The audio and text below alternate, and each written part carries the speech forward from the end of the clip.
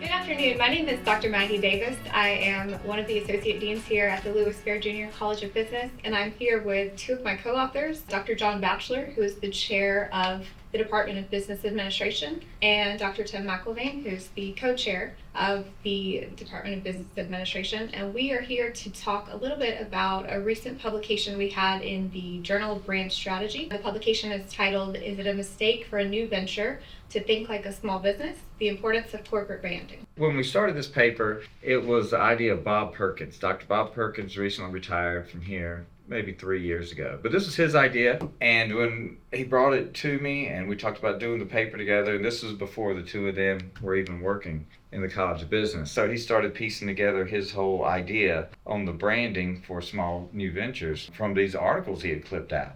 And I had never written with anybody like that before. So from there, we wrote a sketch for the paper and we started writing it, and then it kind of got put on hold. And then Bob retired, but then the two of them started working here.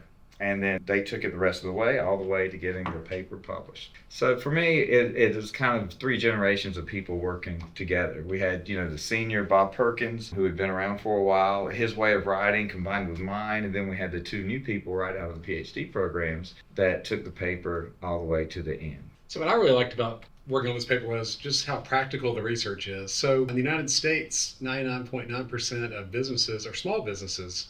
And in 2023, about 5.5 million new startups started in the United States. And about 90% of those will eventually fail, according to Forbes magazine. So what this article is about is talking about how new ventures, new startups really need to think like an established business, a corporate business, to establish their brand, to make sure they distinguish themselves from competitors. So it's very practical. It's something that applies to so many different ventures, different startups, and just really, I think, could make an impact on how business success in the long run. So when it comes to the paper, this was the idea of Dr. Bob Perkins. It was branding is something that companies usually think about 7 years down the road, not in the very beginning. So the whole gist of this paper is from the day you start a business or even before you begin starting the business, you need to think about branding and how you're going to brand your business. And one of the examples that we give is two different gyms that were in the same town near each other. One focused on branding from the very beginning and the other one didn't. So the idea is that